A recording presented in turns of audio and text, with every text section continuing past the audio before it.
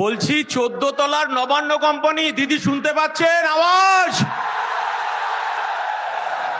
আরে ভাই বস 22-এ আটকেছেন, 23-এ আটকেছেন, 24-এ মঞ্চে আসতে দেননি, 25-এ মঞ্চে আসতে দেননি, 42 দিন জেল খাটিয়েছেন।